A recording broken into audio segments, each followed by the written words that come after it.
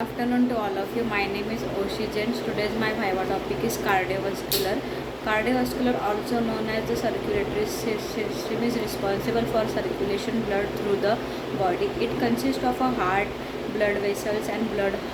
There are main four components and types of blood vessels within the cardiovascular systems. First is heart. The heart is a muscular organ that pumps blood through the body. It consists of four chambers, two arterial upper chamber and two ventricle lower chamber. The artery receive blood from the body to lungs, while the ventricle pump blood out to the lungs. Then blood vessels में arteries carries the oxygenated rich bloods away from the heart to various parts of the body. They have thick muscular walls that helps withstand the high pressures generated by the heart pumping actions. Example include the arterio, which carry blood from the heart to the rest of the body, and coronary artery, which supply oxygenated blood to the heart muscles itself. Then veins carry oxygenated depleted blood back to the hearts from the body tissues.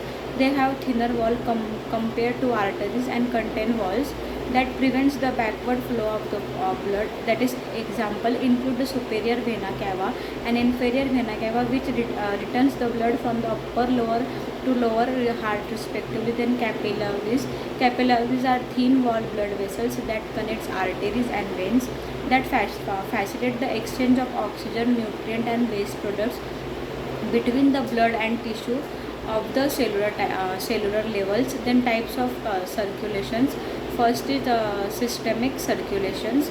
Systemic circulations refer to the circulations of blood from the heart to the body, tissue and back to the heart. Oxygen rich blood is pumped from the left side to the heart to the body via the arteria. The oxygen depleted blood returns to right sides of the heart via the vena cava. Then pulmonary circulations. Pulmonary circulations is the circulations of bloods between the hearts and the lungs. It carries oxygenated depleted blood from the heart to the lungs, where it pack oxygen and release carbon dioxide before returning oxygen-rich blood back to the hearts. Overall, the cardiovascular systems play a curricular role in supplying oxygens and nutrients to tissue, removing waste products, maintaining fluid balance, and regulating body temperature. Then body is a fluid connective tissue that circulates throughout the body, carrying oxygen, nutrients, hormones and waste products. Then it consists of plasma. The liquid component of blood composed mainly of water, electrolytes, proteins and hormones. Then red blood cells.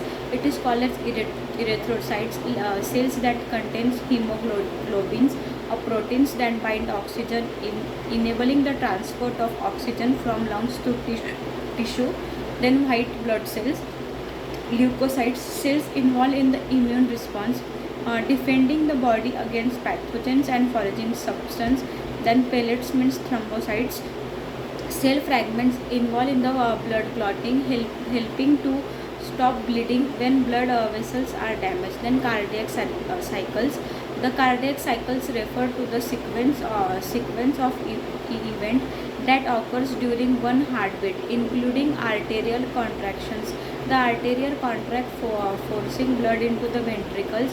Ventricular contractions means the ventricle contracts, pumping blood out of the heart into the arteries. Then relaxations. The heart muscle relax, allowing the chamber to refill the blood's heart rate and blood pressures.